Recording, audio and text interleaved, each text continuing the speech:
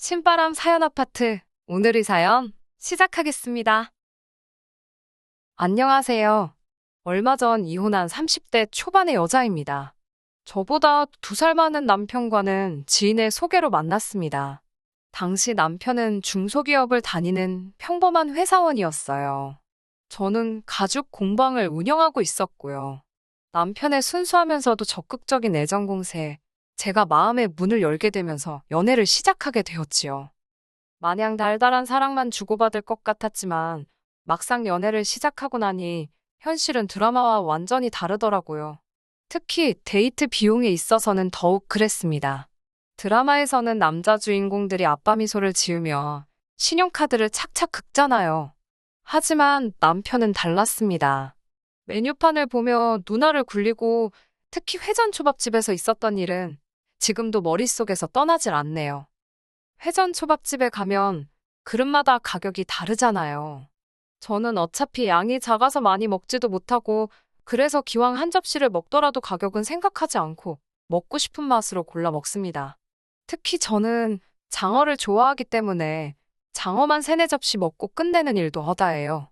그날도 저는 평소처럼 장어초밥이 올려진 접시를 들었는데 남편이 한다는 소리가 자기가 산다니까 혹시 비싼 것만 골라 먹는 거냐입니다.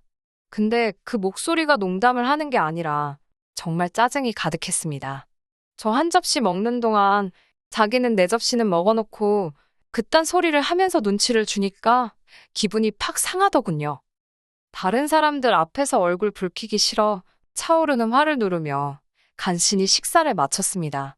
저는 오기로 종류에 상관없이 가장 비싼 그릇으로만 5접시를 먹고 나왔어요. 그리고는 계산도 제 거만 따로 했습니다. 그러자 남편이 저더러 더치페이는 그렇게 하는 게 아니랍니다. 나온 금액을 정확히 인원수대로 나눠서 내는 거라나요.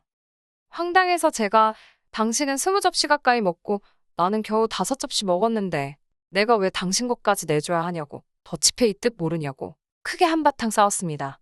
이후로 집에 돌아오면서 이 남자하고는 완전히 끝났다고 생각했네요. 하지만 저는 멍청하게도 남편과 극적으로 화해하게 되었습니다. 다음날 남편이 제 공방으로 찾아와서는 어제는 자기가 좀 심했던 것 같다면서 그런 상황에 저처럼 재치 있게 대처하는 여자는 처음이었답니다. 똑똑하고 논리적이라며 저를 한껏 치켜 세우더라고요. 다른 여자들은 자기 주머니 털어먹을 생각만 했었는데 저는 특별한 것 같다고요. 부끄럽게도 저는 남편과 소개팅을 하기 전까지 여중여 고여대를 나와 연애는커녕 짝사랑도 해본 적 없는 모태솔로였습니다. 변명이 될지는 모르겠지만 그 당시 저는 남편이 절 칭찬하고 있다고 생각했습니다. 바보같이 남편의 궤변에 넘어가 쌓여있던 화도 불편했던 마음도 어느새 풀어져 버렸어요. 게다가 사귀는 내내 남편은 남녀평등을 귀에 딱지가 않게끔 주장해왔습니다. 남녀평등에 대해서는 학창시절부터 꾸준히 배워왔던 부분이기에 남편이 틀린 말을 한다고 생각하지 않았지요. 남편은 걸핏하면 남자는 집을 해오고 여자는 혼수를 해간다는 일반적인 생각에서 벗어나야 한다며 데이트 비용이 남자들에게 얼마나 부담이 되는지도 목에 핏대를 세우며 열변을 토했습니다. 실제로 남편이나 저나 경제적으로 비슷한 상황이었기에 아주 틀린 말 같지는 않았네요. 그러고 보니 남편과 제가 사귄 지 1달쯤 됐을 때는 이런 일도 있었네요. 하루는 뜬금없이 데이트 통장을 만들자고 하더라고요. 관리도 자기가 할 거니까 전 신경 쓸 거 없다며 대신 월초마다 늦지 않게 통장으로 얼마씩 보내라면서요. 지금 생각해보면 솔직히 정말 치사했어요. 요즘 중고등학생들도 저와 남편처럼 돈을 쓰진 않았을 거예요. 저희는 통장 안에 있는 돈으로만 데이트를 하고 하물며 기념일이나 생일마저 그 예산에 맞춰서 해결하면서 정말 동등하게 연애를 했거든요. 아무튼 이런 남편이었으니 결혼도 당연히 반반 결혼을 하게 되었습니다. 당시 남편은 본인이 모은 돈 9천에 시댁에서 받은 5천까지 총 1억 4천이 준비되어 있었어요. 반면에 저는 제가 모아둔 돈이 1억 3천이 있었기에 남편보다는 1,000만 원이 부족한 상황이었지요. 괜히 혹시라도 나중에 자기가 돈을 더 썼네요 쨌네 소리가 나올까봐 친정 부모님께 1,000만 원만 보태달라고 부탁드렸어요. 사실 친정 부모님은 더 많이 보태주고 싶어 하셨는데 남편과 연애하면서 배운 바가 있었는지 저도 굳이 반 이상 보태야 할 이유를 모르겠더라고요. 그래서 싫다고 했습니다. 살다가 정말 힘든 순간이 오면 그때 도와달라고 부탁드리겠다고 했지요. 그렇게 정확히 2억 8천을 만들어 그 돈으로 전세도 구하고 결혼식도 올리고 신혼여행도 다녀오고 했습니다. 결혼할 당시 남편은 연봉 4천 정도로 이거저거 뺄 것 빼고 나면 대략 한 달에 300 좀 넘게 벌고 있었습니다. 저는 계절에 따라 약간의 차이가 있었지만 그래도 평균을 내보면 대략 한 달에 3, 400 정도 벌고 있었고요. 아이가 없는 맞벌이 부부로서 아주 넉넉하지도 않았지만 부족한 돈도 아니었습니다. 당분간은 신혼을 즐기며 약간은 여유를 부리고 싶은 마음이었지만 남편은 결혼 생활 역시 반반씩 부담하길 원하더군요. 그 성격을 모르고 결혼한 것도 아니었으니 결국 각자 150씩 생활비로 부담하기로 했습니다. 그렇게 결혼한 지 3달쯤 지났을 때였어요. 하루는 남편이 아무래도 회사를 관둬야 할 것 같답니다. 그게 무슨 소리냐고 물으니 어두운 표정으로 회사에서 있었던 일을 털어놓더라고요. 지금 이 사연을 적으면서 다시 그때를 떠올리니 제 얼굴이 다 화끈거리네요. 그날은 대청소를 했던 날이었어요. 얼마 전부터 자꾸 집에 개미가 보여서 무척 신경이 쓰였거든요. 도대체 이 개미들이 어디서 나오나 하고 따라가 보니 아니나 다를까 남편 방이 문제였습니다. 남편은 걸핏하면 방에서 혼자 그렇게 뭘 먹어댔거든요. 서랍을 열어보니 어디서 사왔는지 온갖 과자들이 가득 있었습니다. 이번에도 혼자 숨겨놓고 먹은 걸 보니 얄밉기도 하고 동시에 짠돌이 주제에 간식도 종류별로 많이도 사다 놨다 싶더라고요. 심지어 평소에 잘 마시지도 않는 믹스커피에 비타민 음료까지 있는 건 좀 의외였지만요. 하지만 간식의 출처를 알게 된 저는 정말 충격과 수치스러움에 당장이라도 자리에서 쓰러질 것만 같았습니다. 그 모든 간식들이 남편이 일하는 회사 사무실 탕비실에서 가져온 거라네요. 집에 오기 전에 한 주먹씩 챙겨서 가져왔답니다. 제가 어이가 없어서 간식이 먹고 싶으면 사 먹으면 되지. 그걸 왜 챙겨왔냐고 따지니까 영양가도 없는 간식을 자기 돈 주고 사 먹기가 싫었다나요? 그러면서 꽤나 논리적인 척 한다는 소리가 자기가 남들보다 과잣값만큼은 일을 더 한다며 억울하답니다. 저 인간이 떠드는 게 말인지 막걸리인지 한숨이 나오더라고요. 진짜 문제는 얼마 전 입사한 신입 직원이 남편이 탕비실 물건을 훔쳐간다며 윗선에다가 일렀답니다. 이게 횡령이 아니면 뭐가 횡령이냐면서요. 남편은 쪽팔려서 어디다 어떻게 해야 하냐고 물어보지도 못하고 어영부영 시간을 보냈다더군요. 그렇게 이도저도 못하고 며칠을 우왕좌왕하는 사이에 탕비실 거지 사건이라며 사내에서 남편에 관한 안 좋은 소문이 돌기 시작했고요. 이후로는 남편이 탕비실에 물이라도 한 잔 마시려고 갈라치면 몇몇 직원들이 도끼 눈을 하고 남편을 째려보더랍니다. 심지어 남편이 탕비실을 떠나면 간식이 몇 개나 사라졌는지 확인해 본다며 남은 개수를 세는 직원들도 있었다네요. 남편은 분통을 터뜨리고 있었습니다. 그런 한심한 이야기를 떠들면서 쪽팔려서 회사를 관둔다고 하더라고요. 어이가 없었지만 본인이 괴로워서 못 다니겠다는데 무조건 나가라고 할 수도 없고.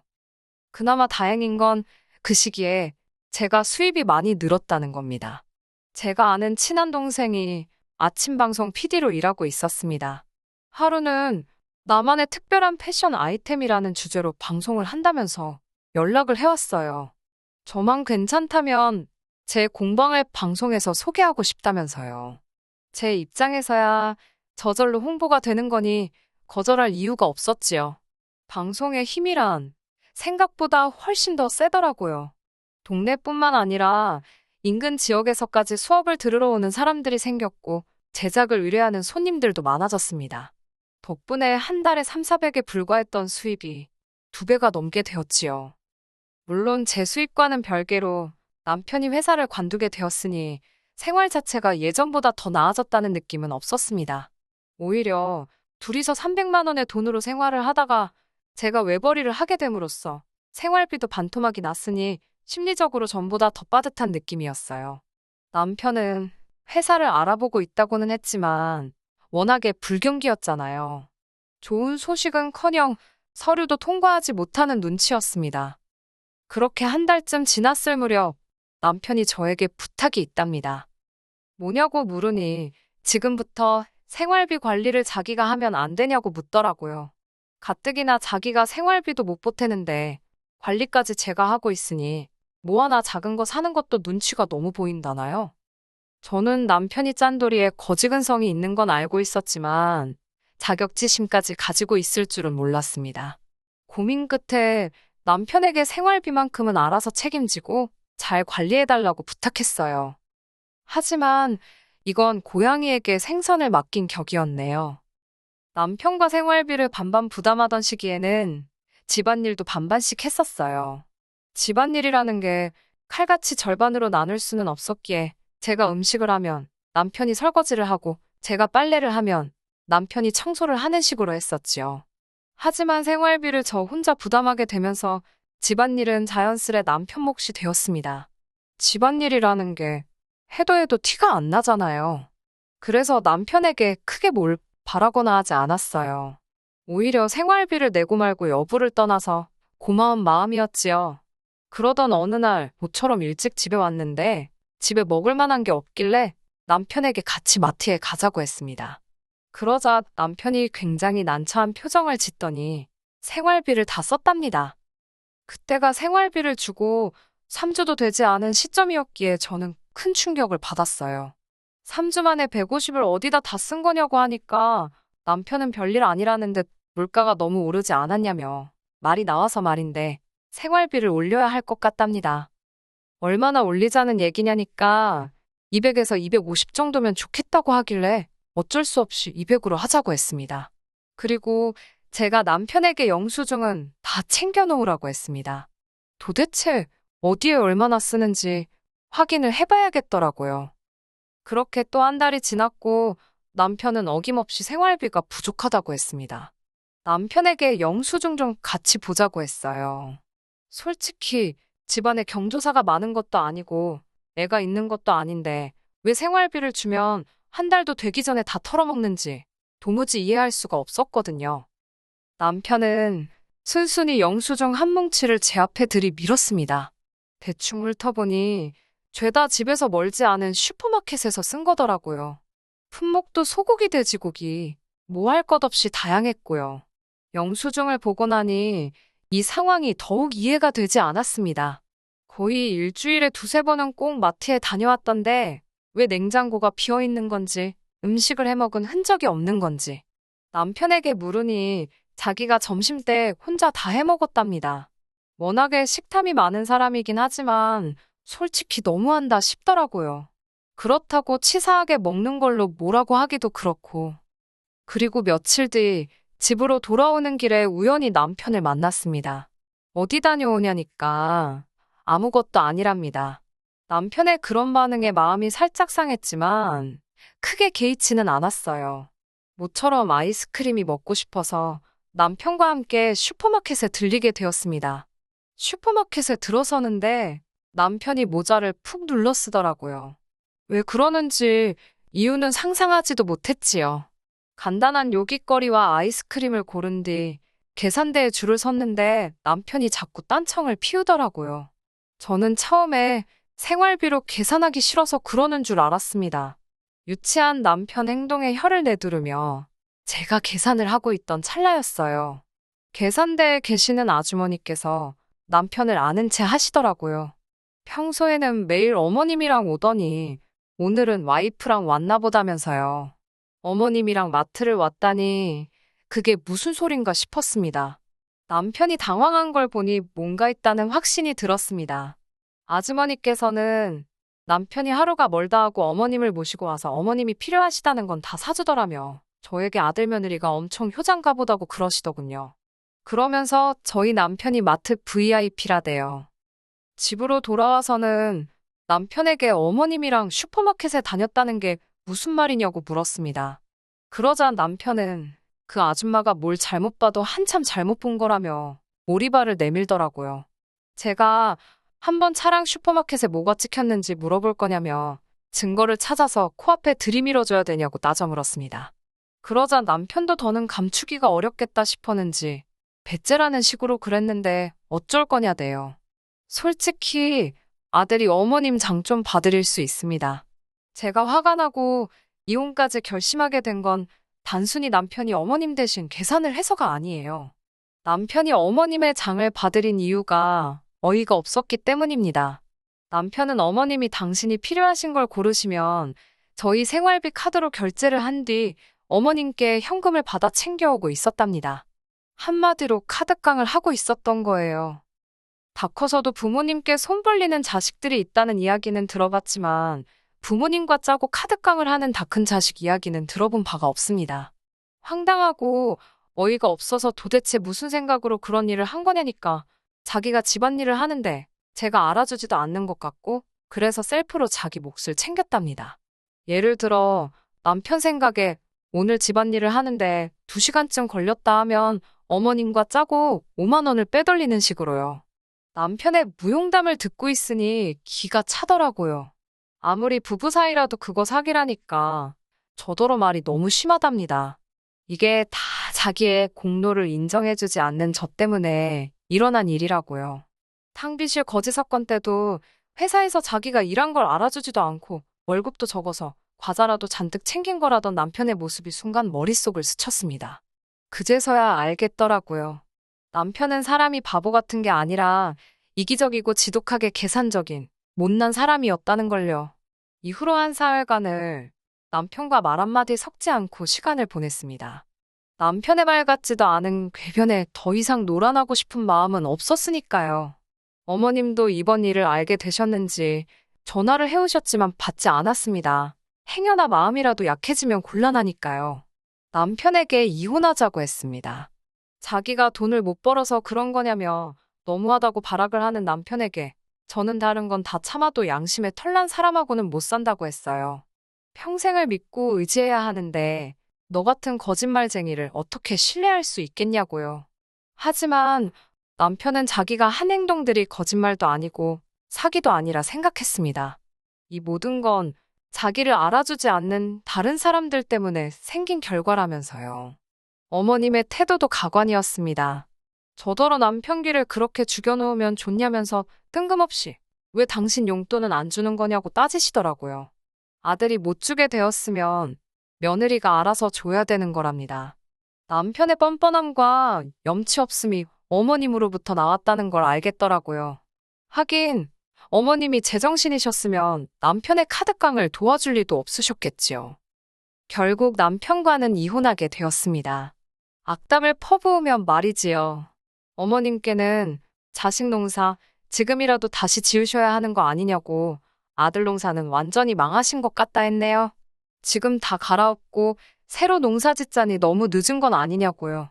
며느리가 시애미 약 올린다고 어머님이 거품을 무시던걸요. 남편도 저한테 말 조심하라길래 너는 손버릇이나 고치라고 써붙였습니다. 이혼을 하고 얼마 지나지 않았을 무렵 남편에게서 연락이 왔습니다. 어떻게 하면 자기를 다시 받아주겠냐고 묻더라고요. 가진 건 뭣도 없으면서 고개 빳빳한 건 여전하대요. 남편에게 혼자 살다 죽어 문드러져도 너랑은 안 산다고 한껏 비웃어졌습니다. 너가 나라면 회사 비품 훔치는 것도 모자라서 마누라 돈 삥땅 쳐서 엄마 돈 뜯어가는 사람하고 다시 시작하겠냐고 따지니 지도 할 말이 없는지 조용히 입을 다물더라고요. 알뜰한 살림꾼과 거지근성은 서로 완벽하게 다르면서도 종이 한 장 차이밖에 나지를 않네요. 그 짠돌이 기질이 적어도 허투루 돈을 쓰지 않을 거라 생각을 했는데 이렇게 다 알고 나니 자기가 번 돈은 아깝고 제가 번 돈은 맘대로 써도 된다고 생각을 했나 봐요.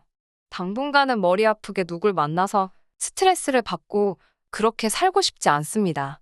만나게 되더라도 제발 정신적으로 성숙하고 양심을 지키는 사람을 만날 수 있으면 좋겠네요. 끝까지 들어주셔서 감사합니다. 오늘의 사연은 여기까지입니다.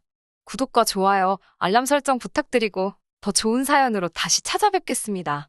감사합니다.